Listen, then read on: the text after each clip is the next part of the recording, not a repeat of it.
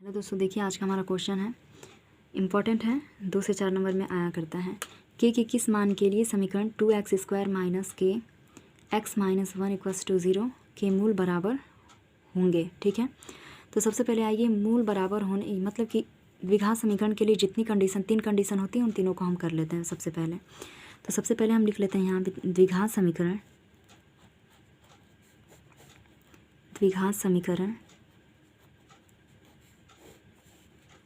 ax² plus bx plus c बराबर 0 के लिए एक हमको द्विघात समीकरण दिया है। इसके लिए अगर हम विविक्तर की बात करें के लिए विविक्तर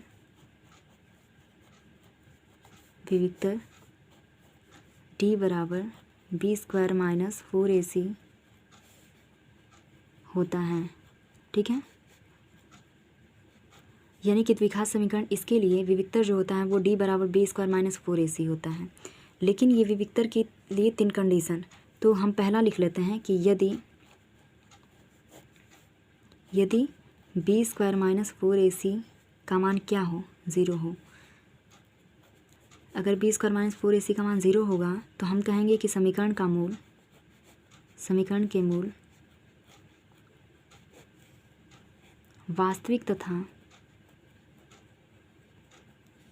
वास्तविक तथा समान होंगे।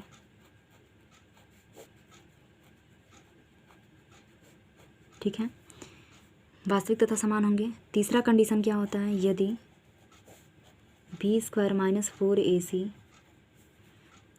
ग्रेटर देन 0 हुआ, यानी कि b² माइनस 4ac का मान अगर हम निकालें 0 से बड़ा हो गया तो समीकरण के मूल वास्तविक होंगे। समीकरण के मूल वास्तविक तथा असमान होंगे।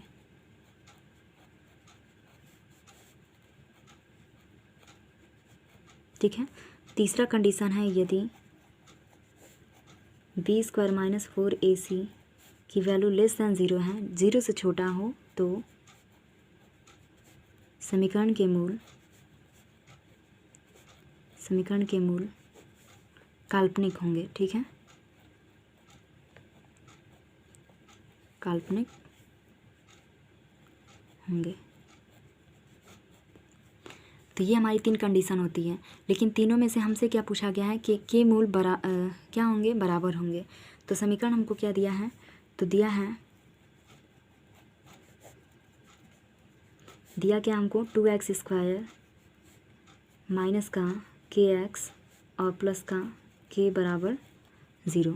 ये हमारा क्या है, समीकरण है। और समीकरण में मूल क्या है, समीकरण के मूल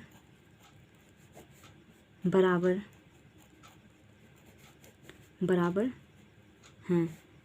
अगर मूल बराबर हैं तो क्या होगा, मूल बराबर होने की स्थिति में हम पहला कंडीशन लगाएंगे।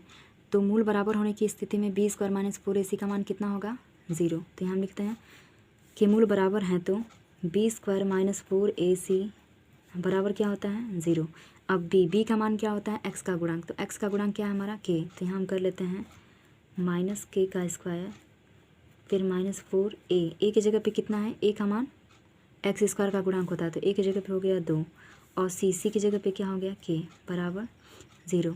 तो ये हो गया k² माइनस 8k बराबर 0। तो अगर हम इसमें दोनों में से कॉमन करें तो k कॉमन हो गया, तो बच क्या रहा है k माइनस 8 बराबर 0। तो k की वैल्यू 2 ठो आई, तो k बराबर एक 0 आ गया, और यहाँ पे k माइनस 8 बराबर 0 है, तो k की वैल्यू एक और आ गया हमारा 8, यानी कि k की 2 वैल्यू आई, तो k बराबर हो गया 0 एंड 8। ठीक है,